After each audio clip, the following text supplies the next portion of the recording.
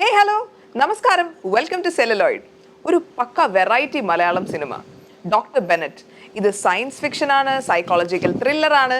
അങ്ങനെ ഒരു ഗംഭീര ടോപ്പിക്കുകളിലൂടെ നമ്മളൊക്കെ ത്രില്ലടിപ്പിക്കുന്ന ഒരു മൂവി. ഈ മൂവിയുടെ വിശേഷങ്ങളാണ് ഇന്നത്തെ സെല്ലുലോയിഡിൽ. Team doctor Bernard, welcome to celluloid. Thank you. പടത്തിന്റെ ഹീറോ നമ്മുടെ കൂടെ ഉണ്ട്, ജിൻസ് ജോയ്. ഓക്കെ, രജിസ്റ്ററിന് പിന്നെ പ്രത്യേക ഇൻട്രൊഡക്ഷൻ മലയാളികൾക്ക് ആവശ്യമില്ല.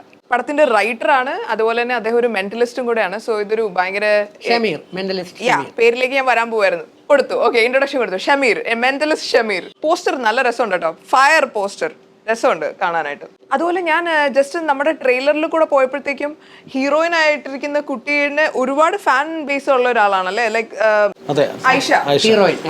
ഐഷയ്ക്ക് ഒരുപാട് ഐഷ തമിഴിലും കന്നഡയിലും മലയാളത്തിലും ചെയ്യുന്നുണ്ട്. മൂവിയുടെ പ്രത്യേകതയായിട്ട് എനിക്ക് തോന്നിയെന്ന് പറഞ്ഞു കഴിഞ്ഞാൽ നിങ്ങളുടെ ടോപ്പിക്കാണ് സയൻസ് ഫിക്ഷനും സൈക്കോളജിയുമാണ് ഇതിന്റെ മേഖല അല്ലെ. ഇപ്പൊ ഇവർ രണ്ടുപേരും പിന്നെ പറയേണ്ട കാര്യമില്ല, മെന്റലിസ്റ്റ് ആകുമ്പോഴത്തേക്കും എന്തോരം സൈക്കോളജിയിൽ പഠിച്ചിട്ടുണ്ടാവും എന്നുള്ള കാര്യം ഊഹിക്കാം.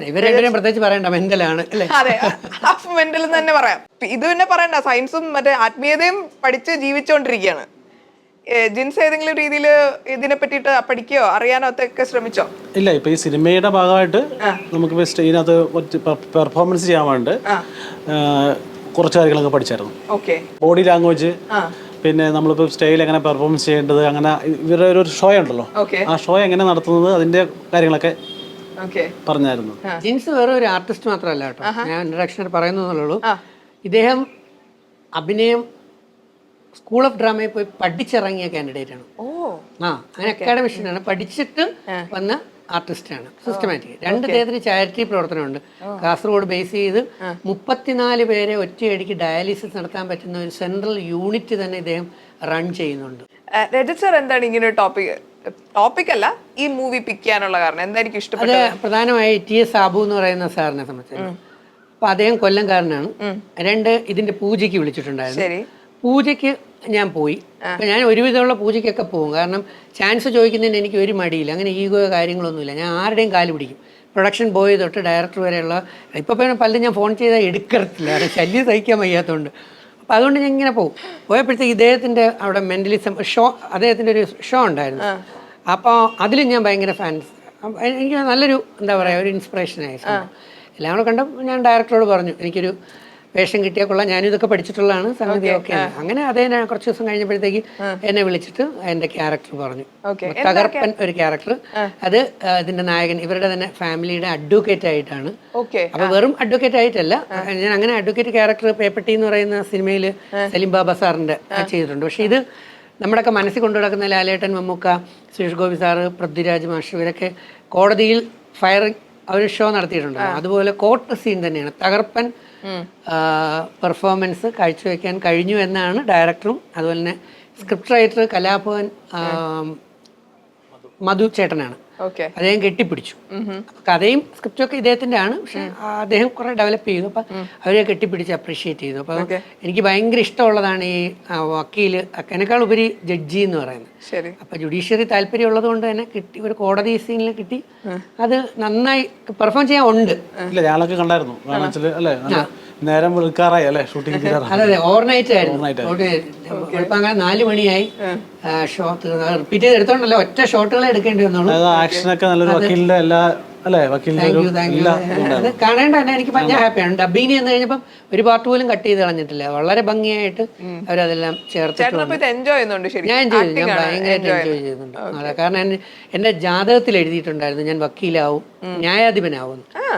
ഞാൻ ഗവൺമെന്റ് RONC ഡിഗ്രി കഴിഞ്ഞപ്പോൾ എനിക്ക് ഗവൺമെന്റ് ലോ കോളേജിൽ മെറിറ്റിൽ 16ാമതായിട്ട് LLBക്ക് കിട്ടിയത്. കറക്റ്റ്. പക്ഷെ എന്റെ അമ്മ സമ്മതിച്ചില്ല. അമ്മ ഒരാളുമാണ് എന്നെ സമ്മതിക്കാത്തത്. അപ്പൊ ജാതകത്തിൽ എഴുതിയ കാര്യം കാരണം നമ്മൾക്ക് പോവാം കൃത്യമായി. അമ്മയ്ക്ക് കറുത്ത ഗൗൺ ഇടുന്ന ഇഷ്ടമല്ല, നീ കള്ളം പറയില്ല. അന്നേ വലുതായിട്ട് കള്ളം പറയില്ല, എന്നാലും കുട്ടിത്തരത്തിന്റെ പ്രശ്നങ്ങളുണ്ട്. പക്ഷെ എന്റെ ലക്ഷ്യം ജഡ്ജിയാവുക എന്നുള്ളതായിരുന്നു, നീതിബോധത്തോടെ കാര്യങ്ങൾ ചെയ്യുക. അപ്പൊ നമുക്ക് ഒരുപാട് കാര്യങ്ങൾ സമൂഹത്തിൽ പാവപ്പെട്ടവർക്ക് വേണ്ടിയൊക്കെ ചെയ്യാൻ പറ്റുമായിരുന്നു. അപ്പൊ ആ മെറിറ്റിൽ ഗവൺമെന്റ് കോളേജിലെ കാർഡ് ഇപ്പോഴും ഞാൻ വീട്ടിൽ സൂക്ഷിച്ചു വെച്ചിട്ടുണ്ട്. ആ സംഭവം എനിക്ക് ചെയ്യാൻ പറ്റാതെ പോയി, അതുകൊണ്ട് എനിക്ക് നഷ്ടപ്പെട്ടു പോയി. പക്ഷെ ജാതകത്തിൽ വീണ്ടും പറഞ്ഞിട്ടുണ്ട് ഞാൻ കലാമേഖലയിൽ എത്തുമെന്ന് കൃത്യമായിട്ട്. അത് പക്ഷേ ഒരു പീരീഡ് കഴിഞ്ഞിട്ടാണ് ചെയ്തുകൊണ്ടിരിക്കുന്ന അധ്യാപനം. ഞാൻ ശങ്കര കോളേജിലെ സാറായിരുന്നല്ലോ, അത് കട്ടായി. ഓട്ടോമാറ്റിക്കലി സിനിമ സീരിയൽ ഫീൽഡിലേക്ക് വരാൻ ഇപ്പം ഒരു നിയോഗം പോലെ എത്തിച്ചേർന്നു എന്നുള്ളതാണ്. അതുകൊണ്ട് ഞാൻ ആസ്വദിച്ച് തന്നെയാണ് ഈ ഡോക്ടർ ബെന്നറ്റിലെ അഡ്വക്കേറ്റ് കഥാപാത്രം നന്നായി ചെയ്യാൻ കഴിഞ്ഞു എന്നുള്ളൊരു ആത്മസംതൃപ്തിയുണ്ട്. ഇനി എന്നെ ഇഷ്ടപ്പെടുന്ന ജനങ്ങളുടെ കയ്യിലാണ് വിധി. ഈ സിനിമയുടെ സ്റ്റോറി കൈകാര്യം ചെയ്യുന്ന ആള് ഒരു മെന്റലിസ്റ്റ് ആണ്. അത് മെന്റലിസ്റ്റ് എന്ന് പറയുന്നത് ഭയങ്കര ഇപ്പൊ ആളുകൾക്കൊക്കെ പെട്ടെന്ന് അവരുടെ മനസ്സിലേക്ക് പെട്ടെന്ന് ഒരു ക്യൂരിയോസിറ്റി വരും ചേട്ടൻ്റെ അടുത്തേക്ക്, ഒരു മെന്റലിസ്റ്റ് ആണെന്ന് പറഞ്ഞു കഴിഞ്ഞാൽ. പക്ഷെ കണ്ടാൽ ഒരു മെന്റലിസ്റ്റിന്റെ ലക്ഷണമൊന്നും തോന്നുന്നില്ല കേട്ടോ, ഒരു രാഷ്ട്രീയ പ്രവർത്തകനാണെന്ന് പറയും. അതെ, ഞാൻ പറയാൻ പറയുന്നത് ഇന്നത്തെ ലുക്ക്, കഴിഞ്ഞ ദിവസത്തെ ഇന്റർവ്യൂകളൊക്കെ അതേ മെന്റലിസ്റ്റ് ആയിട്ട് അതിനൊക്കെ ഇരുന്നു. ഇന്നെന്തോ മുഖ്യമന്ത്രി ആവാനോ അതോ വേറെ ഏതോ പാർട്ടിക്ക് പോകാനുള്ള ഒരു മനഃപൂർവ്വം ഡ്രസ് ചെയ്യുന്നത്. ചേട്ടൻ എങ്ങനെയാണ് ഇങ്ങനെ ഈ ഒരു ഇതിലേക്കൊരു ഈ സ്ട്രീമിലേക്കൊരു ഇൻട്രസ്റ്റ് വരുന്നത്? അതങ്ങനെ ഇൻട്രസ്റ്റ് വരുന്നതെന്ന് ഇപ്പൊ അങ്ങനെ ഒരു പ്രത്യേക താല്പര്യം എടുത്തിട്ടുള്ള ഒരു വരവല്ല യഥാർത്ഥത്തിൽ. ഈ കഴിഞ്ഞ 15 വർഷമായിട്ട് ഹിപ്നോട്ടിസം ഞാൻ ചെയ്യുന്നുണ്ട്. സാധാരണ രീതിയിൽ ചെയ്യുന്നതിനേക്കാൾ ഒരല്പം വ്യത്യസ്തമായിട്ടാണ് ചെയ്യണത്. അപ്പോൾ കോവിഡിന്റെ സമയത്ത് വീട്ടിൽ വെറുതെ ഇരിക്കുന്ന സമയത്താണ് ഒരു സ്റ്റോറി എഴുതാം. അങ്ങനെ അതിനെ കുറിച്ചിട്ട് ഈ പറഞ്ഞതുപോലെ ഈ ഇടയ്ക്ക് ഈ മെഡിറ്റേഷനും കാര്യങ്ങളൊക്കെ ഉള്ളതുകൊണ്ട് പെട്ടെന്നൊരു ത്രെഡ് കിട്ടി. ആ ത്രെഡും എൻ്റെ ഹിപ്നോട്ടിസം എക്സ്പീരിയൻസും ആയിട്ട് രണ്ടും കൂടി ഒന്ന് കമ്പൈൻ ചെയ്ത് ഒരു സ്റ്റോറി എഴുതി. ആ സ്റ്റോറി എന്ന് പറഞ്ഞാൽ സ്റ്റോറി എഴുതി കഴിഞ്ഞതിന് ശേഷം തിരക്കഥയും എഴുതി ടോട്ടൽ ചെയ്ത് കഴിഞ്ഞതിന് ശേഷമാണ് ഒരു ആലപ്പുഴയിലുള്ളൊരു അഭിയുമായി ബന്ധപ്പെട്ട് അദ്ദേഹത്തിൻ്റെ സുഹൃത്തായിരുന്നു നമ്മുടെ ഈ ഡയറക്ടർ സാബു. അങ്ങനെ സാബുവിനെ കണക്ട് ചെയ്യണം. സാബുവായിട്ട് സംസാരിച്ചു. സാബുവിന് ഇത് ഭയങ്കരമായിട്ട് ഇഷ്ടപ്പെട്ടു. സാബുവിൻ്റെ ഇതിൻ്റെ പിന്നാലെയാണ് ഞാൻ. ശരിക്കും പറഞ്ഞാൽ വേറെ കുറേ പരിപാടി ഉള്ളത് കൊണ്ട് ഞാനിപ്പോൾ ചികിത്സയുണ്ട് ഒരു വശത്ത്, മറ്റൊരു വശത്ത് ഇവിടെ വല്ലാർപാടം കണ്ടെയ്നർ ഓണേഴ്സ് അസോസിയേഷൻ്റെ സെക്രട്ടറിയാണ്. അപ്പോൾ അതുമായി ബന്ധപ്പെട്ടിട്ടുള്ള പ്രവർത്തനങ്ങളുണ്ട്. അപ്പോൾ ഇതൊക്കെ കൂടിയായിട്ട് എനിക്ക് ഞാനാണെന്നുണ്ടെങ്കിൽ ഈ സ്റ്റോറിയും കൊണ്ടിട്ട് എനിക്ക് നടക്കാനും വയ്യ. സ്റ്റോറി ഞാൻ അവിടെ സാബുവിനോട് പറഞ്ഞ് സാബുവിനെ ഏൽപ്പിച്ച് കഴിഞ്ഞതിന് ശേഷം പിന്നെ സാബു ഇടയ്ക്ക് വിളിക്കും, കൊല്ലത്ത് പോവും, ഞങ്ങൾ ഒരുമിച്ച് ട്രിവാൻഡ്രത്ത് കൂടും. സാബു ആണ് ശരിക്കും ഇതിൻ്റെ ഒരു വലിയ തോതിലുള്ളൊരു നടത്തം പുള്ളി നടന്നിട്ടുള്ളത്. അങ്ങനെ പുള്ളിക്ക് സാറ്റിസ്ഫൈഡ് ആയിട്ടുള്ളൊരു പ്രൊഡ്യൂസറെ കിട്ടി. എന്നെ വിളിച്ച് സംസാരിച്ചു. ഞാനപ്പോൾ സാബുവിന് കൊടുത്തിരുന്ന ധൈര്യം എന്ന് പറഞ്ഞാൽ, ഞാൻ നിങ്ങൾക്കിപ്പോൾ തന്നോ, ഇനി വേറൊരാളെ ഞാനിത് പ്രതീക്ഷിച്ച് നടക്കൂല. ഒന്നാമത്തെ ഒരു സ്റ്റോറി, പുതിയതായിട്ട് ഒരാളൊരു സ്റ്റോറി എഴുതി കഴിഞ്ഞാൽ ഞാൻ തുടക്കക്കാരനാണല്ലോ. ഞാൻ ഉദ്ദേശിക്കുന്ന നടനെ വെച്ച് ചെയ്യണമെന്നുണ്ടെങ്കിൽ 5 പേരോട് വേറെ കഥ പറയണം, എന്നാലേ 6ാമത് എത്തുള്ളൂ. അപ്പോൾ അതുകൊണ്ട് തന്നെ അതിൻ്റെ പിന്നാലെ പോയില്ല. സാബു ആണ് അതിൻ്റെ കാര്യങ്ങളൊക്കെ ചെയ്തത്. അത് കഴിഞ്ഞ് ആ ഒരു സ്റ്റോറി ഇപ്പോൾ സിനിമയാവുന്നു. എൻ്റെ ആദ്യത്തെ സ്റ്റോറിയാണ്. രണ്ടാമത്തത് എഴുതി കഴിഞ്ഞു. മൂന്നാമത്തേലേക്ക് ഇതിനകത്ത് ഞാൻ ആഡ് ചെയ്യുന്നത് വെച്ചാൽ ഇതുവരെയ്ക്കും ഈ മലയാള സിനിമ ഇൻഡസ്ട്രിയിൽ ഇങ്ങനെ ഒരു സിനിമ ഇറങ്ങിയിട്ടില്ല എന്ന് തന്നെ പറയാൻ പറ്റും.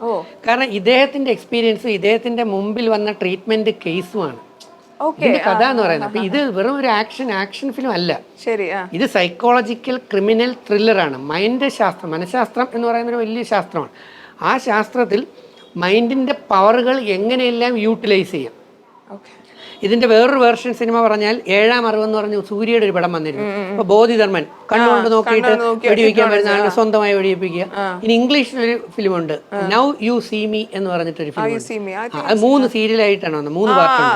നൗ യു സീ മീ, അത് സൂപ്പർ സാധനമാണ്. അപ്പോൾ ഇത് എൻ്റെ വേറൊരു വേർഷൻ, അതും ഇതുമായിട്ടൊന്നും കണക്ഷൻ ഇല്ല. പക്ഷെ ഇദ്ദേഹത്തിന്റെ അതുകൊണ്ടാണ് ഇദ്ദേഹത്തിന്റെ ഫസ്റ്റ് സ്ക്രിപ്റ്റാണ്.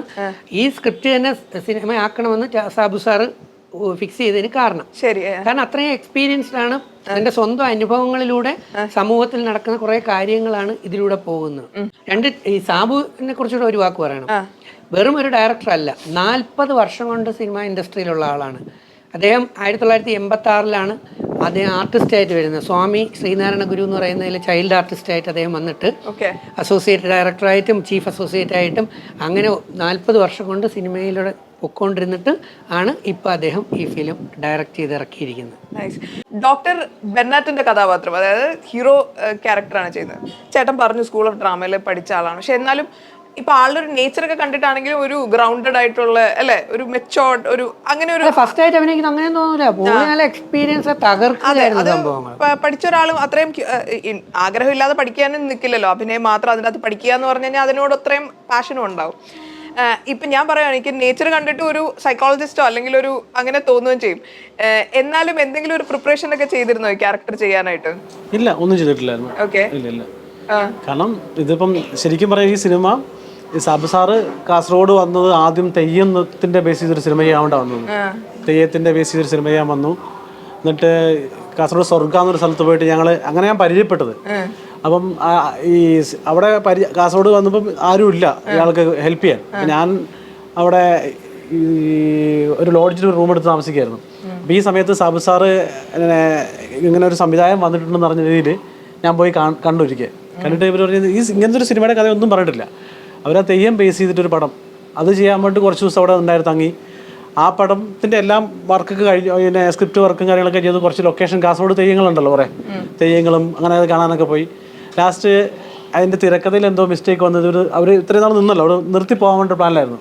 അങ്ങനെ ഇരിക്കുന്ന സമയത്താണ് ഈ ബെന്നറ്റിൻ്റെ കഥ എന്നോട് പറയുന്നത്, ഇതിൻ്റെ കഥ പറഞ്ഞത്. അപ്പോൾ കഥ പറയുന്ന സമയത്ത് പുള്ളി ഇങ്ങനെ കഥ പറഞ്ഞിട്ടുണ്ട്. അപ്പം നമ്മളെ കഥയിൽ ഇങ്ങനെ ലയിച്ചിരിക്കുന്നുണ്ട്. പുള്ളി കുറേ സമയം പുള്ളി എൻ്റെ ഫേസ് തന്നെ നോക്കിക്കൊണ്ടിരിക്കുക. എന്നിട്ട് നമുക്കിത് ചെയ്താലോ ചോദിച്ചു. അപ്പം ഇത് പറയുമ്പോൾ നമ്മളൊരു സ്വപ്നത്തിൽ നിന്നുള്ള പോലെയാണ്. കാരണം നമ്മൾ ആ കഥയുടെ പുറകെ തന്നെയാണ്. അങ്ങനെ കുറച്ച് കഴിഞ്ഞ് സംസാരം കഴിഞ്ഞു, ആരാന്നല്ല നമുക്ക് ചെയ്യാം എന്നുള്ള രീതിയിൽ കുറച്ച് കഴിഞ്ഞ് നമ്മുടെ പൂജയൊക്കെ കഴിയുമ്പോൾ പൂജയുടെ സമയത്താണ് പറഞ്ഞത് അനൗൺസ് ചെയ്യുന്നത് ഇങ്ങനെ ജിൻസ് തന്നെ അതിനകത്ത് ചെയ്യാമെന്നൊക്കെ. പുള്ളി അറിയില്ലായിരുന്നു. കോട്ടയം നസീർ ഈ സിനിമയിലുണ്ട്. ഉണ്ട്. കോട്ടയം നസീർ ഉൾപ്പെടെ ഇതിലും ഒരു താരനിര തന്നെ ഉണ്ട്. പിന്നെ ഈ സിനിമയുടെ ഒരു പ്രത്യേകത ഒരു വില്ലനല്ല, 4 വില്ലന്മാരാണ്. അപ്പൊ ഈ 4 വില്ലന്മാർക്കെതിരെ ശക്തിയില്ലാത്ത ഒരു നായകൻ എങ്ങനെയാണ് പ്രതികരിക്കുന്നത് എന്നുള്ളതാണ് ഇതിന്റെ ത്രെഡ്. നമുക്കിപ്പം ഗുണ്ടായുസം എല്ലാവർക്കും കാണിക്കാം. കത്തിയും കടാരയും കൊണ്ടുവന്നും തോക്കെടുത്തുകൊണ്ടും വില്ലന്മാരെ നമുക്ക് വെടിവെച്ചു കൊല്ലാം, സിമ്പിളാണ്. പക്ഷെ ഈ 4 വില്ലന്മാരെ പല സമയങ്ങളിൽ പല തരങ്ങളിലായിട്ട് അവരുടെ മൈൻഡുമായിട്ട് ഏറ്റുമുട്ടുന്ന എക്സ്പ്ലോഷനാണ് ഈ ബോംബിന്റെ ഈ തീയൊക്കെ കാണിച്ചിരിക്കുന്നത്. അല്ല ഇതിൽ ബോംബും ഗുണ്ടും വെടിപടക്കമൊന്നുമില്ല. ഈ ഫിസിക്കലിയും ഫിനാൻഷ്യലിയും കഴിവില്ലാത്ത ഒരാൾക്ക് വൈജ്ഞാനിക തലത്തില് റിവെഞ്ച് ചെയ്യാൻ പറ്റും. മെന്റൽ എക്സ്പ്ലോഷൻ, മെന്റൽ എക്സ്പ്ലോഷൻ, അതാണ് സംഭവം. എന്തെങ്കിലും ചെറിയ എന്തെങ്കിലും ഒരു കാര്യം അതിനെ പറ്റി ഇപ്പൊ പെട്ടെന്ന് ആൾക്കാർക്ക് മനസ്സിലാവാനായിട്ട് എന്തെങ്കിലും പറഞ്ഞു കൊടുക്കാനോ അല്ലെങ്കിൽ എന്തെങ്കിലും ഒരു മെന്റലിസം ട്രിക്ക് ഞങ്ങൾക്ക് വേണ്ടി കാണിച്ചു തരാനോ എന്തെങ്കിലും പറ്റുമോ? ഇപ്പോ ഇങ്ങനെ ഇരിക്കുമ്പോൾ നമുക്ക് ചെയ്യാൻ പറ്റുന്നതെന്ന് പറഞ്ഞാൽ വലിയ സംഭവങ്ങളൊന്നും ചെയ്യാൻ പറ്റില്ല. ശരി, ചെറുത് ചെയ്യാൻ. ഇത് ഈ ഗോട്ട് ടാലന്റ് ഷോയിലൊക്കെ വലിയ ഷോസിൽ കാണിക്കുന്ന സംഭവമാണ്. അതാണ് ഞാനിപ്പോ ഈ നിസ്സാരപരമായിട്ട് നമ്മള് മറ്റൊരാളുടെ മൈൻഡിലേക്ക് നമ്മളൊരു ഇൻസ്ട്രക്ഷൻ നമ്മൾ ഇൻജക്ട് ചെയ്യുന്നതിന്റെ ഭാഗമാണ് ശരിക്കും. ശരി. ഇത് ഈ 1 മുതൽ 100 വരെയുള്ള സംഖ്യയിൽ ഏതെങ്കിലും ഒരു സംഖ്യ പറയാം. പറയണോ? 97. ഇപ്പോ ഇത് മാറ്റണോ? ഞാൻ ഇൻജക്ട് ചെയ്ത നമ്പറാണ്, മാറ്റണമെന്നുണ്ടോ? ഇല്ല. ഇതിനകത്ത് ഈ ഫോണിനകത്ത് ഒരു നോട്ട്സ് ഉണ്ട്. ആ നോട്ട്സിനകത്ത് ഏകദേശം ഒരു 100ഓളം സെലിബ്രിറ്റീസിന്റെ ലിസ്റ്റ് ഉണ്ട്. അപ്പോൾ ഈ 97 ഇതില് മലയാളം സെലിബ്രിറ്റീസിന്റെ ലിസ്റ്റ് ഉണ്ട്. 97 വരുന്ന ആരാന്ന് നോക്കും. ഇത് താഴോട്ട് സ്ക്രോൾ ചെയ്ത് പോകുമ്പോൾ 97 എന്ന് പറയുന്ന നമ്പറിൽ ഏതെങ്കിലും ഒരു ആർട്ടിസ്റ്റിന്റെ പേരും സെലിബ്രിറ്റിയുടെ പേരുണ്ടാവും. ആ പേര് മാത്രം പറയുക. ജിൻസ് മോൻ ജോയ് ആണോ? നമ്മുടെ സിനിമയുടെ നായകനെ തന്നെ താങ്കൾ പറഞ്ഞില്ലേ? അതൊരാളുടെ മൈൻഡിലേക്ക് നമ്മൾ ഇൻജക്ട് ചെയ്യണം. അത് സാധ്യമാണെന്ന് ബോധ്യപ്പെടുത്തണം. മമ്മൂക്ക വന്നില്ല, എന്തുകൊണ്ട് ലാലേട്ടൻ വന്നില്ല, 100ഓളം സെലിബ്രിറ്റീസ് ഉണ്ട്. അതായത് ഈ എൻവലപ്പിനകത്തുണ്ട്. ഈ പറയുന്ന ഈ എൻവലപ്പിനകത്ത് ഞാനവിടെ ഒളിപ്പിച്ചു വെച്ചിരിക്കുകയായിരുന്നു എൻവലപ്പ്. ജിൻസ് മോൻ ജോയ് നമ്മുടെ നായകൻ. ഇങ്ങനെ 97 പറഞ്ഞു. 97 മാറ്റി പറഞ്ഞാൽ പോരായിരുന്നോ? ഞാനതല്ലേ ചോദിച്ചത്. 97. ഏയ് ഷെമി അങ്ങനെയല്ല പറയണ്ടേ. ഷെമി പറഞ്ഞ നമ്പറിൽ ഇത് ഈ ലിസ്റ്റ് 100 ആർട്ടിസ്റ്റുകളുടെ ഉണ്ട്. അതിൽ എപ്പോഴോ എഴുതി വെച്ചിരിക്കുന്ന ഒരു പേരാണ് ജിൻസ്. 97 പറഞ്ഞത് നിങ്ങള്. ഈ ജിൻസിന്റെ ഫോട്ടോയും കൊണ്ടാണ് ഇദ്ദേഹം വന്നത്. ഇങ്ങനെ കൊണ്ടത് പറയിപ്പിച്ചില്ലേ പുള്ളി? അതുകൊണ്ടാ പറഞ്ഞ 97. ചോദിച്ചു എന്തുകൊണ്ട് 79 ആക്കിയില്ല? എന്തുകൊണ്ട് 79 ആക്കിയില്ല? സെയിം സംഭവം തന്നെ. വീണ്ടും വേറൊരു നമ്പർ പറയും. 78 മാറ്റണോ? വേണ്ട. ഏജൻസിന്റെ വാട്സാപ്പില് ഞാൻ ഒരു മെസ്സേജ് കുറെ ദിവസം മുൻപ് ഞാൻ അയച്ചിരുന്നു. അത് വാട്സാപ്പിൽ ഉണ്ടാവും. 78 അല്ലേ? ഇപ്പോ ഈ 78 ഞാനിപ്പോ പിന്നെ നോട്ട്സ് എടുക്കുകയാണ്. ഇതിൽ സെലിബ്രിറ്റീസിന്റെ ലിസ്റ്റ് ഉണ്ട്. ഇംഗ്ലീഷ് സെലിബ്രിറ്റീസ് ആണ്. ഇംഗ്ലീഷ് സിനിമകളില് ഇതിൽ 78 ആരാണ്? ലിയോണാർഡോ ഡികാപ്രിയോ ആണോ? തരൂ ഒരു നമ്പർ കൂടി ആരെങ്കിലും പറയൂ. 41. ഷോപ്പിംഗ് ലിസ്റ്റിൽ 41 എന്താണ് കിടക്കണമെന്ന് നോക്കും. White wine. കണ്ടില്ലേ? അപ്പൊ വൈറ്റ് വൈനും ലിയോണാർഡോ ഡിക്കാപ്രിയോ. കുറെ ദിവസങ്ങൾക്ക് മുമ്പ് ഇദ്ദേഹത്തിന്റെ വാട്സാപ്പിൽ ഇദ്ദേഹം നിങ്ങളിങ്ങനെ പറയും എന്ന് ഉദ്ദേശിച്ചുകൊണ്ട് ഒരു ഫോട്ടോ അയച്ചിട്ടുണ്ട്. ഡേറ്റ് നോക്കിയോ? ഡേറ്റ് അയച്ചിരിക്കുന്ന ഡേറ്റ് നോക്ക്. ആ post 4th May. 4th May. പടം നോക്കൂ. ഡികാപ്രിയോയുടെ കയ്യിൽ എന്തിരിക്കുന്നു? അതിപ്പം ഡിക്കാപ്രിയോയുടെ കയ്യിലെന്തായിരിക്കണേ? White wine. White wine. DiCaprio with white wine. ക്യാമറയിൽ കാണിച്ചു. ഡികാപ്രിയോ മാത്രമായിരുന്നെങ്കിൽ ഞാൻ അപ്പോഴും കൺഫ്യൂസ്ഡ് ആയനെ. പക്ഷെ അങ്ങയുടെ കയ്യിൽ നിങ്ങളുടെ സൂര്യ ടിവിയിലെ മറ്റൊരു ആള് പറഞ്ഞ വൈറ്റ് വൈനും കൂടെ പിടിച്ചോണ്ടിരിക്കുന്നു. ചേട്ടാ കൈയടിക്കില്ല അല്ലേ? പ്രൊമോഷൻ കൊടുക്കൂല, സപ്പോർട്ട് ചെയ്യില്ല. എന്നാലും വീണെടുത്തു. അല്ലെ, ഞാൻ ഹിപ്നോതെറപ്പിക്ക് വരാൻ പോവാ ചേട്ടൻ്റെ അടുത്ത്. ആയിക്കോട്ടെ. ഇത് ഭയങ്കര രസമുള്ള സബ്ജക്റ്റ് ആണല്ലേ. ചേട്ടൻ പിന്നെ എന്തുകൊണ്ട് ഈ പ്രശസ്തി ഒന്നും നേടാൻ ശ്രമിക്കുന്നില്ല? ഇങ്ങനെ അങ്ങനെയുണ്ട്. കോട്ടൊക്കെ ഇട്ട് ഇതുപോലെയുള്ള കുറച്ച് കാര്യങ്ങളൊക്കെ ചെയ്ത് ഒരല്പം അറിയാമെങ്കിൽ വേളം വെച്ച് നമ്മുടെ ഹാ ഹൂ ആക്കുന്ന ആൾക്കാരാണ് നമുക്ക് ചുറ്റും കുറച്ച് പേര്. അങ്ങനെ ഒരു ഇന്റൻഷൻ ഉണ്ടായിരുന്നില്ല. ഇതൊരു ജീവിതമാർഗമാക്കണോ അല്ലെങ്കിൽ സാമ്പത്തിക അഭിവൃദ്ധിക്ക് വേണ്ടിയിട്ട് ഉപയോഗിക്കണോന്നോ ഞാൻ ചിന്തിച്ചിട്ടില്ല. ഇപ്പോഴും ഞാൻ ഏത് സ്റ്റേജ് പ്രോഗ്രാംസിനൊന്നും ഞാൻ അങ്ങനെ സ്റ്റേജ് പ്രോഗ്രാംസിനെ വിളിച്ചാൽ തന്നെ ഞാനത് ഒഴിവാക്കുകയാണ് ചെയ്യുക. കാരണം എന്താ വെച്ചാൽ ഇത് ജനങ്ങൾക്ക് ഗുണകരമായ രീതിയിൽ ഇതിനെ കൊണ്ടുപോകുക എന്നുള്ളതാണ്. ഒരു ഫണ്ണായിട്ടുള്ളൊരവസ്ഥയിൽ നിന്ന് മാറി ഇതെങ്ങനെ ഈ രോഗം കൊണ്ട് പ്രയാസപ്പെടുന്ന ആളുകൾക്ക് ഗുണകരമായ ഒരു അവസ്ഥയിലേക്ക് എത്തിക്കാം. ഹിപ്നോതെറാപ്പി ഞാൻ അവിടെ ചെയ്യുന്നതെന്ന് പറഞ്ഞാൽ ഒരു ലോക്കൽ ഏരിയ ആണ്. ഇപ്പോൾ സാധാരണക്കാർ ജീവിക്കുന്ന ഏരിയ ആണ്. ശരിക്കും പറഞ്ഞാൽ അവർ 100 രൂപയാണ് ഫീസ് മേടിച്ചിട്ട് പെർ ഡേ ഞാൻ ഹിപ്നോതെറാപ്പി ചെയ്യുന്നത്. ഹിപ്നോതെറാപ്പിയൊക്കെ ഇത് ഹിപ്നോട്ടിസം ചെയ്യുന്ന ഹിപ്നോട്ടിസ്റ്റുകൾ കേട്ട് കഴിഞ്ഞാൽ വലിയ പ്രശ്നമാണ്. അവര് നമ്മൾ കണ്ടില്ലേ സോഷ്യൽ മീഡിയയിലും കഴിഞ്ഞ ദിവസം മെന്റലിസ്റ്റ് ചിലരുടെയൊക്കെ ഷോകളായിരുന്നു. പെർ ഡേ 1 മണിക്കൂർ സമയത്തേക്ക് 2000 രൂപയൊക്കെയാണ് ഫീസ് മേടിക്കുന്നത്. ഇതേ ഒന്നുകൂടെ ഉണ്ട്, ബുക്ക് ഓഫ് റെക്കോർഡ്സിലുണ്ട്, വേൾഡ് ബുക്ക് ഓഫ് റെക്കോർഡ്സ്. അത് ഹിപ്നോസിസും പിന്നെ മെന്റലിസവും കൂടി കമ്പൈൻ ചെയ്തിട്ട് ടെലികനൈസിസ് എന്ന് പറഞ്ഞിട്ടൊരു സംഭവം ചെയ്തതിൽ book of world wide record ഉണ്ട്. ടെലികനൈസിസ് മറ്റേതല്ലേ, ഇങ്ങനെ നമുക്ക് കൈ തൊടാതെ അത് ചെയ്യാൻ ചേട്ടന് പറ്റും. ചെയ്ത് അദ്ദേഹം ബുക്ക് ഓഫ് റെക്കോർഡ്സിൽ കയറി അളന്ന് റെക്കോർഡ് ഹോൾഡർ ആണ് ഇരിക്കുന്നത്. പക്ഷെ ഇത് വെള്ളം ഇട്ടോണ്ടിരിക്കുന്ന വലിയ കാണുമ്പോ ഒരു ലുക്കില്ല. അത് മാത്രമല്ല ഒരുപാട് സംസാരിക്കില്ല. ടെലികിനസിസ് ഞാൻ പറഞ്ഞുതരാം. അതായത് നമ്മള് സ്ഥലത്ത് സ്പർശിക്കാതെ ഇങ്ങനെ നമ്മുടെ കൈ ഇന്റൻഷനും പവർ ഉപയോഗിച്ച് എനർജി ഉപയോഗിച്ച് ആ സാധനം മൂവ് ചെയ്യിക്കും. ഇപ്പം സാധാരണ എല്ലാ ഇന്റർവ്യൂകളിലും ഇദ്ദേഹം ഒരു മെന്റലിസം അല്ലെങ്കിൽ ഒരു ഷോ ആണ് കാണിച്ചത്. ഇപ്പൊ നിങ്ങൾ വിശ്വസിക്കാത്തതുകൊണ്ട് 2 പ്രാവശ്യം കാണിച്ചു. വിശ്വസിച്ചില്ലേ? ഇതിനേക്കാൾ ഇതിന്റെ സൂപ്പർ ഇടിവെട്ട് സംഭവമാണ് ഈ നായകനെ കൊണ്ട് ഈ ഡോക്ടർ ബെന്നറ്റ് എന്ന് പറയുന്ന സിനിമയിൽ ഇദ്ദേഹം കാണിക്കുന്നത്. ഇനി ഒരു കാര്യം കൂടെ ഉണ്ട്, ഇദ്ദേഹം കുറച്ച് മെന്റലിസം പഠിക്കാൻ വേണ്ടി പരിശ്രമിക്കുകയും ചെയ്തു. അപ്പൊ ഇത് ചെറിയ സാമ്പിൾസ് ആണ് ഇപ്പൊ നമ്മൾ ചാനലിന് വേണ്ടി കാണിച്ചത്. ഇതിനകത്ത് ഇതിന്റെ ഇടിവെട്ട് സംഭവമാണ്. 4 കിടിലൻ വില്ലന്മാരാണ് ഇതിനകത്തുള്ളത്. അപ്പൊ ആ 4 കിടിലൻ വില്ലന്മാർക്കെതിരെ ഈ ഒരു മനുഷ്യൻ ആഞ്ഞടിക്കണമെങ്കിൽ, പക്ഷെ അത് ഇന്നത്തെ തലമുറയ്ക്ക് ഇൻസ്പിറേഷൻ ആവും. കാരണം നമ്മൾ ആത്മഹത്യ കൂടിയിരിക്കുന്ന സംസ്ഥാനം പോലെയാണ്. നമ്മൾ പല കുട്ടികളും പല ആൾക്കാരും മനസ്സ് താർന്നല്ലേ ആത്മഹത്യ ചെയ്യുക. അപ്പൊ ആ മനസ്സിനെ നമുക്ക് തിരിച്ചു പിടിക്കാം. അതിനുള്ള ടെക്നിക്കുകളാണ് ഇതിനകത്തൂടെ നമ്മൾ പ്രേക്ഷകർക്ക് കൊടുക്കാൻ പോകുന്നത്. ഈ സ്ക്രിപ്റ്റ് അതാണ്. അതുപോലെ നോ ഡ്രഗ്, നമ്മൾ ഡ്രഗ് യൂസ് ചെയ്യാൻ പാടില്ല, അതിനൊരു സന്ദേശം കൂടെ കുട്ടികൾ കൊടുക്കുന്നുണ്ട്. എന്നുവെച്ചാൽ ഡ്രഗ് ഡീലേഴ്സ് ഉണ്ട് ഇതിനകത്ത്. അപ്പൊ അതിൽ പെടുന്ന ആൾക്കാരുണ്ട്. ഇതിനെന്ന് എങ്ങനെ റിക്കവറി ചെയ്ത് തിരിച്ചു വരാം. അങ്ങനെ അപ്പൊ ഒരുപാട് സന്ദേശങ്ങൾ അടങ്ങുന്ന ഒരു ടൈറ്റിൽ കാണുമ്പോൾ തന്നെ അറിഞ്ഞു, ഡോക്ടർ ബെന്നറ്റ്. അപ്പൊ ഡോക്ടർ ബെന്നറ്റ് എന്ന് പറയുന്നതിൽ ആ ഡോക്ടർ ഒരു സാധാ മനുഷ്യനാണ്. ആദ്യം ഡോക്ടർ അല്ല, അല്ലേ? അല്ല, അതാണ്. അതിനുശേഷം വില്ലന്മാർക്കെതിരെ വിജയിക്കാൻ സ്വയം പഠിക്കുകയാണ്. അങ്ങനെ ഡോക്ടറേറ്റ് എടുക്കുകയാണ്. മനസ്സിലായോ? അത് അപ്പൊ ഇത് കാണുന്ന ഏതൊരു കുട്ടിക്കും ക്ഷമ ഉൾക്കണം. ആർക്കും ഇത് പഠിച്ചു കഴിയുമ്പോൾ നമുക്ക് ഇതൊന്ന് പഠിക്കണം, നമ്മുടെ മൈൻഡിനെ കുറെ കൂടെ പവർഫുൾ ആക്കണം, നമ്മുടെ കുടുംബം തകരാതിരിക്കണം, നമുക്കെതിരെ ടോർച്ചറിങ്, നമ്മളെ മെന്റലി നമ്മൾ ടോക്സിക് പേഴ്സൺസ്, കുറെ ടോക്സിക് ആൾക്കാരുണ്ടല്ലോ, അപ്പം തകർന്നു പോകും. അപ്പൊ ഇതിലൂടെ ഈ സിനിമയിലൂടെ കൊടുക്കുന്ന ഒരു പവർഫുൾ ഇൻഫർമേഷൻ എന്ന് പറയുന്നത് ഏത് ഡൗൺ ആയിരിക്കുന്ന മൈൻഡിനെയും പവർഫുൾ ആക്കാൻ പറ്റും എന്നുള്ളതാണ്. ഓക്കെ. അപ്പൊ ഈ വില്ലന്മാരുടെ സ്വഭാവം എങ്ങനെയാണ്? സ്വഭാവമല്ല, അവരുടെ ലൈക്ക് ലൈഫ് സ്റ്റാൻഡേർഡ് അങ്ങനത്തെ ഉള്ള സാധനം. ഒരു വലിയ പ്രശസ്തി, പണം, അങ്ങനെയൊക്കെയുള്ള ആൾക്കാർ അങ്ങനെ എന്തെങ്കിലും ആണോ? അല്ല ഒരാൾ അതോ ടോക്സിക് അല്ല അത് സാധാരണ നമ്മുടെ ഇപ്പം നമ്മുടെ കേരളത്തിലൊക്കെ ഒരാൾ ചിട്ടി ഫൈനാൻസ്, ഒരു പൊളിറ്റീഷ്യൻ, ഓ കോട്ടയം നസീർക്ക് ഒരു വില്ലനാണ്. നസീർക്ക് എന്താ ചെയ്യണേ? ഒരു വില്ലനാണ് അദ്ദേഹം, ഫിനാൻസ് അല്ലേ? ഒരു ചിട്ടി ഫൈനാൻസിന്റെ ഫൈനാൻസ്. ഓക്കെ. അതെ. ദെൻ ജയകൃഷ്ണൻ ചേട്ടനുണ്ട്. ഓക്കെ. ജയകൃഷ്ണൻ ജയകൃഷ്ണൻ ചേട്ടനുണ്ട്. പിന്നെ അതുപോലെ രണ്ടും അടുത്ത രണ്ട് ഒരു വില്ലനായിട്ട് എന്നെ അനീന അഭിനയിക്കുന്നുണ്ട്. ഓക്കെ. അത് ഇതിനേക്കാൾ ഒരു 4 ഇരട്ടി ഉണ്ട് സൈസ്. ആണോ? അത് വില്ലൻ തന്നെയാണ്. ഓക്കെ. അപ്പൊ ഈ വലിയ പവർഫുൾ ഒപ്പോണൻസിനെ, എതിരാളികളെ ചെറിയ ആൾക്കാർക്കും കീഴടക്കാൻ പറ്റും എന്നൊരു അറിയാൻ കഴിഞ്ഞാൽ അതൊരു ഭയങ്കര പ്രതീക്ഷയ്ക്ക് വകയൊരുക്കുന്നില്ലേ? ഓക്കെ. അല്ലേ? ഉറപ്പായിട്ടും.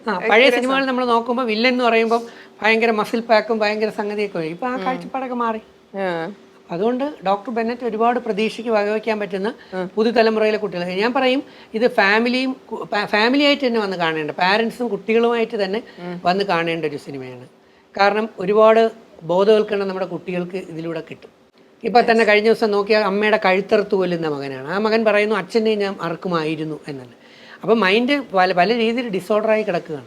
പിന്നെ തേച്ചിട്ട് പോകുന്നവൻ പരീക്ഷയ്ക്ക് തോറ്റു കഴിയുമ്പോൾ ഉള്ള അവസ്ഥ, ഇങ്ങനെയുള്ള പല അതെ തേപ്പ് എന്തായാലും വരും. തേപ്പിൽ നിന്നൊക്കെ നമ്മൾ മണ്ണെണ്ണയും പെട്രോളും കൊണ്ടൊഴിച്ച് അവരെ നശിപ്പിച്ച് പിന്നെ നമ്മളും ജയിലിലാവണോ? വേണോ? അപ്പം നമ്മുടെ മൈൻഡിനെ മാറ്റിയെടുക്കാനും അത് ഏറ്റവും നല്ല രീതിയിൽ ഉയർത്താനും ഡോക്ടർ ബെന്നറ്റ് എന്ന് പറയുന്ന സിനിമ വലിയൊരു മെസ്സേജ് സമൂഹത്തിന് കൊടുക്കുമെന്നുള്ള കാര്യത്തിന് എനിക്ക് സംശയമില്ല. അപ്പൊ എന്തായാലും കിടില സിനിമയാണ്. രജിസ്റ്റർ ഓൾറെഡി പറഞ്ഞു കഴിഞ്ഞു ഇതുപോലൊരു സിനിമ മലയാളത്തിൽ ഇറങ്ങിയിട്ടില്ല എന്നുള്ളത്. ശരിക്കും മൈൻഡിനെ വെച്ച് കളിക്കുന്ന സിനിമകൾ അത്രയും ഒരുപാട് ഭയങ്കര സ്കോപ്പുള്ള രസമുള്ള ഫിക്ഷനുകൾ വരാൻ പറ്റുന്ന ഒരു മേഖലയാണ്. പക്ഷെ മലയാളത്തിൽ അങ്ങനെ ഒരുപാട് ഇറങ്ങിയിട്ടില്ല. അപ്പൊ അതുകൊണ്ടൊരു ഇത് ഇറങ്ങി കഴിയുമ്പം ഇതിനെ ബേസ് ചെയ്ത് ഇതുപോലെയുള്ള സമാന സിനിമകൾ ഇറങ്ങാൻ ഷുവറാണ്. കാരണം മെന്റലിസം പഠിച്ച ഒരുപാട് പേരുണ്ട്, മെന്റലിസം ഷോ നടത്തുന്നവരുണ്ട്. അപ്പൊ ഇവരും ഇതിനോടൊപ്പം തന്നെ സ്ക്രിപ്റ്റ് റൈറ്റേഴ്സും ഇതുപോലെ വ്യത്യസ്ത രീതിയിൽ എങ്ങനെ മെന്റലിസം ബേസ് ചെയ്ത്, മെന്റലിസം അല്ല ഇത് മൈൻഡിന്റെ ഒരു മൈൻഡ് പവർ കളിയാണ്. മനസ്സിലായില്ലേ? ഹിപ്നോട്ടിസം ഇതൊക്കെ അതിന്റെ കൂടെ ഉണ്ടെന്നുള്ളതേ ഉള്ളൂ. അപ്പം മൈൻഡ് കളി എങ്ങനെ വെച്ച് പുതിയ കഥകൾ ഉണ്ടാക്കാമെന്ന് ഇത് ഇറങ്ങി കഴിയുമ്പോൾ ഉറപ്പായിട്ട് പുതിയ സ്ക്രിപ്റ്റുകൾ വരും. എല്ലാവരും കാണണം, ഞങ്ങളെ പ്രോത്സാഹിപ്പിക്കണം. ചെറിയ സിനിമയല്ല, ഭയങ്കര ബ്രഹ്മാണ്ഡ പടമൊന്നും പറയുന്നില്ല. പക്ഷെ ഒരു മീഡിയം ബഡ്ജറ്റ്, നല്ലൊരു ബഡ്ജറ്റിൽ ഒരുപാട് കൗതുകം, ഒരു സെക്കൻഡ് പോലും ബോറടിക്കത്തില്ല. ക്യൂരിയോസിറ്റിയാണ് ഇത്. ലാഗ് അടിക്കുന്ന പ്രശ്നമില്ല ഈ സിനിമയിൽ. ലാഗ് എന്ന് പറയുന്നൊരു പ്രശ്നമില്ല. അടുത്ത ഇനി എന്തായിരിക്കും, അടുത്ത സീൻ എന്തായിരിക്കും, അടുത്ത ഇനി എന്ത് സംഭവിക്കും എന്നുള്ള ക്യൂരിയോസിറ്റിയിലൂടെ പോകാൻ സാധ്യതയാണ് കൂടുതലും ഞങ്ങൾ ഡബ്ബിങ്ങിൽ കണ്ടതും മനസ്സിലാക്കിയത്. ശരി, thank you so much. Thank you.